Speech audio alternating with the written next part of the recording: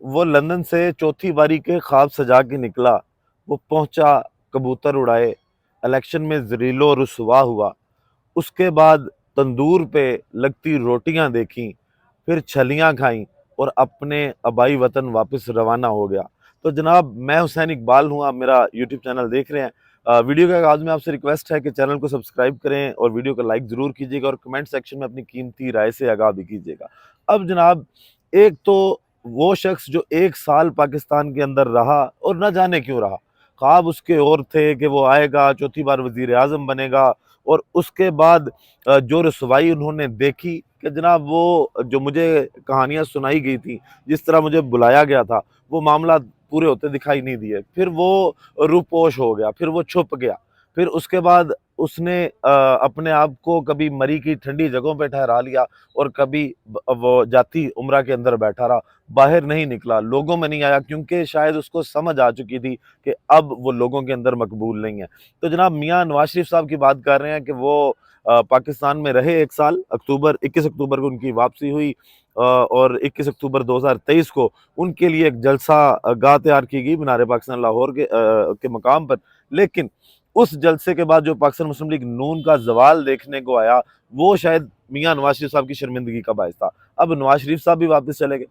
उसके साथ साथ फिर सवाल उठते हैं कि इस मौके पे जब सुप्रीम कोर्ट ऑफ पाकिस्तान में दोबारा से तब्दीलियां हुई, उस वक्त नवाज शरीफ साहब बाहर क्यों चले गए, दोबारा लंदन उनको क्यों जाना पड़ा, वो दुबई में एक दिन रुके और उसके बाद आज वो बरतानिया पहुंचे, जहां पे मुस्लिम लीग नून बरतानिया ने उनका इस्तकबाल भी किया। और अब मुस्लिम लीग नून के रहनुमाओं की जानिब से यह दावा किया जा रहा है कि मियाँ साहब 10-15 दिन में वापस आ जाएंगे।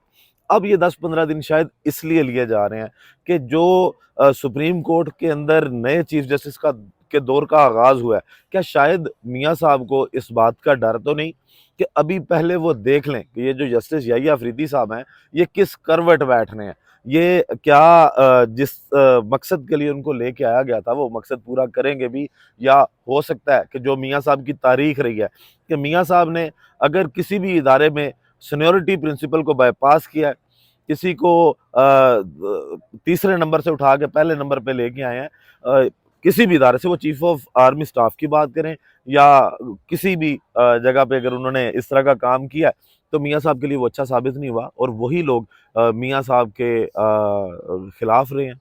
और उन्होंने मियाँ साहब को सबक भी सिखाया कि जो सीनियोरिटी प्रिंसिपल्स होते हैं उनको नहीं छेड़ना चाहिए।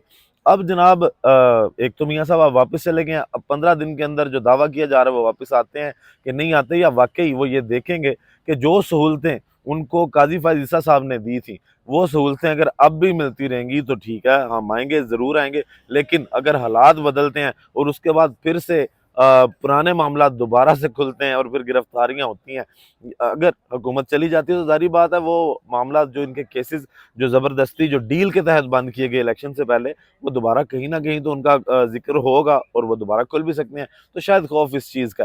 फिर वो कहते हैं जिस शख्स ने डाका डाला हो, चोरी की हो, या किसी का हक मारा हो, उसको हर वक्त इसी चीज़ का खौफ रहता है कि हर आहट उसको ये लगता है कि जैसे पुलिस तो नहीं आ गई या कानून नाफिज करने वाले इदारे जो हरकत में तो नहीं आ गए। तो वो खौफ भी शायद पाकिस्तान मुस्लिम लीग नून के साथ और उनके इत्तेहादी जो हैं उनके साथ बंधा हुआ है। अब काजी फायज ईसा साहब की बात करें, जिनके होते हुए, जिनके आने के बाद, जिनका इंतजार करने के बाद मियाँ नवाज शरीफ साहब जो वापस आए, अब वो भी गए तो साथ काजी फायज ईसा साहब भी चले गए। तो क्या ये आपस में चीज़ें लिंक्ड हैं? और काजी फायज ईसा की अगर बात करें कि आज 24 घंटे भी नहीं हुए काजी फायज ईसा साहब को रिटायर हुए, और एक सवाल जो सोशल मीडिया पे भी आवाम करती दिखाई दे रही है कि वो लोग जो पाकिस्तान के अंदर बड़े बड़े ओहदों पे फायज रहते हैं, जब उनकी रिटायरमेंट का वक्त आता है या वो उस ओहदे पे नहीं रहते, तो उसके बाद उनको पाकिस्तान छोड़ के ही क्यों जाना पड़ता है? क्यों वो इस तरह के काम नहीं करते कि वो पाकिस्तान के अंदर ही ज़िंदगी गुज़ारें, और क्यों वो पाकिस्तान से बाहर के प्लान करते हैं? तो आज सोशल मीडिया पे लोगों ने ये सवाल किए। फिर सवाल ये भी उठा कि लोगों ने कहा कि ना वो काज़ी था और ना ही वो ईसा बना, और जिस वो ओहदे पे फ़ाइज़ था वो उसके काबिल भी नहीं था। इस बात के साथ लोगों ने काजी साहब को आज ट्रोल भी किया और काजी साहब के पहले ही 24 घंटे उनके लिए भयानक ख्वाब की तरह बन के सामने आए कि वो काजी साहब को लग पता गया होगा कि पाकिस्तान के अंदर अब उनका मुस्तकबिल क्या है। जो बातें ये की जा रही हैं कि पाकिस्तान मुस्लिम लीग नून का या काजी साहब के जो सहूलतकार रहे हैं, उनका ये प्लान है कि काजी साहब को कोई ओहदा दे दिया जाएगा।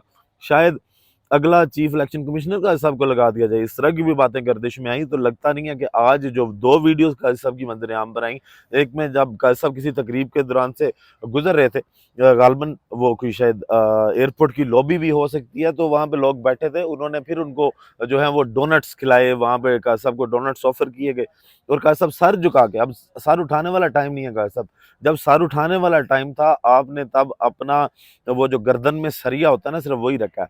उस वक़्त शायद आप अगर कभी कानून और आइन के साथ खड़े हो जाते तो आज आपको सर झुका के जगह-जगह से गुज़रने की ज़रूरत ना पड़ती। फिर लोगों ने उनको तुर्की जाते हुए भी देखा, फिर फ्लाइट में जिस तरह काज़ी फ़ाइज़ साहब, वो काज़ी फ़ाइज़ साहब जो सुप्रीम कोर्ट ऑफ पाकिस्तान में बैठ के लोगों को धमकियाँ देते थे कि तो इन्हें अदालत लगा दूँगा, कार्रवाई कर दूँगा, इसको बाहर निकाल दो, इसको बाहर फेंक दो और सहाफ़ियों को पता नहीं क्या-क्या अलक़ाबात देते रहे काज़ी फ़ाइज़ साहब। तो एक फिर खातून को सबने देखा कि उन्होंने कहा कि तुम्हें वहाँ पे भेजूँगा, आयशा मलिक थी शायद गालिबन, तो उनको उन्होंने कहा कि आपको वहाँ भेजूँगा कि जहाँ से आप वापस भी नहीं आ सकेंगी, पता भी नहीं चलेगा कि आप कहाँ गई हैं। तो ये सारे जनाब दौर तमाम हो गया और काज़ी साहब का दौर तमाम होने के साथ ही मुस्लिम लीग नून की दौड़ें भी लगी हैं। आज अब उस प्लान की बात करें कि वो प्लान जो हुकूमत का था कि जस्टिस मंसूर शाह साहब को माइनस करेंगे, तो मुनीब साहब भी इस्तीफ़ा दे देंगे, मंसूर शाह साहब भी इस्तीफ़ा दे देंगे, लेकिन ऐसा नहीं हुआ। आज सबने देखा कि जब नए चीफ जस्टिस की अलबरदारी की तकरीब थी, तो उसमें सिवाय जस्टिस मंसूर शाह साहब के और अब आज जो उनका उज़्र था, वो वाक़ई उम्र की अदायगी थी। आज वो नहीं आए, लेकिन वो तमाम जजेस, जस्टिस आयशा मलिक साहिबा हो जाएँ, अतर मनिल्ला साहब हो जाएँ या वो सारे मुनीब अख्तर साहब हो जाएँ, वो सारे जो कल काज़ी साहब की अलविदाई तकरीब में शरीक नहीं हुए, आज उन्होंने हलबरदारी की तकरीब में शिरकत की। उससे ये मैसेज गया कि जनाब काज़ी साहब ने कानून और आइन की धज्जियाँ उड़ाई हैं और हम उनके साथ बैठ के जिस तरह उन्होंने मुँह काला करवाया, अपना नहीं करवा सकते। और जस्टिस याहिया अफरीदी की सपोर्ट में आज सब बैठे। फिर हुकूमत की टाँगें क्यों काँपीं? फिर हुकूमत की शलवारें क्यों गीली हुईं? पैंटें क्यों गीली हो गईं?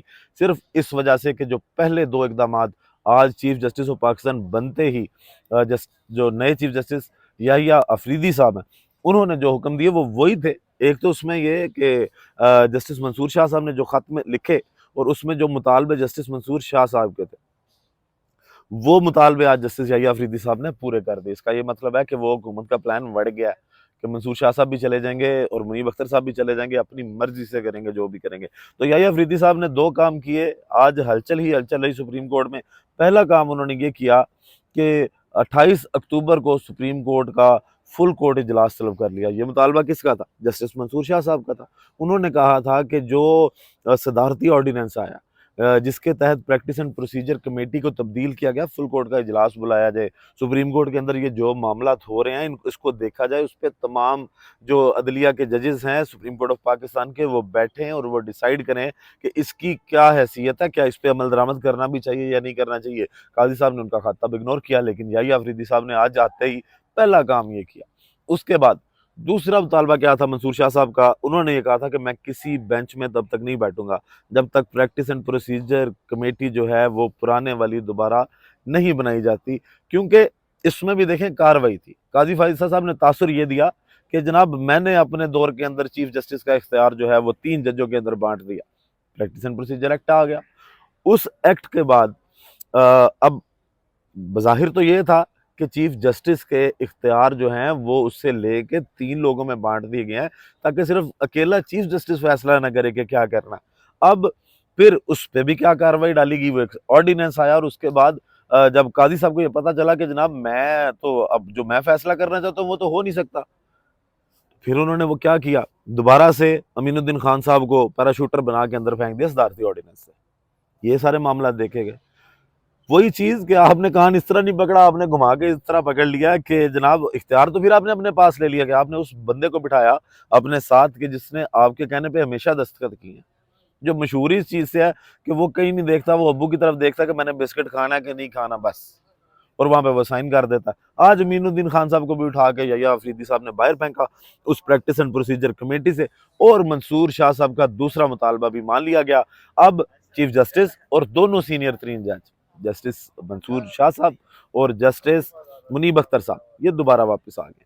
इसका मतलब है कि हुकूमत को आज झटके पे झटके लगे। फुल कोर्ट का इजलास भी होगा जिसमें सुप्रीम कोर्ट के आईनी मामला, तो शायद इस आईनी तरमीम को, क्योंकि इसके खिलाफ भी दरखास्तें आ चुकी हैं, आर्टिकल 184 के तहत दरखास्तें दायर की जा चुकी हैं कि सुप्रीम कोर्ट ऑफ पाकिस्तान को अपने हाथों में करने के लिए पार्लियामेंट अदलिया पे हमला नहीं कर सकती। अब सुप्रीम कोर्ट ने इसका भी फैसला करना। उसके साथ साथ जो एक बड़ा अहम बुनियादी सवाल उठ रहा है, वो उठ रहा है कि वो जो आईनी बेंचों की तश्कील होगी वो कैसे होगी। तो उसमें अब सुप्रीम जुडिशल काउंसिल का इजलास भी 8 नवंबर को तलब कर लिया गया जाहिया अफरीदी साहब की जानिब से, और उसके साथ 7 नवंबर को इंसदाद दहशतगर्दी अदालत के इंतजामी जजेस का इजलास भी बुला लिया गया।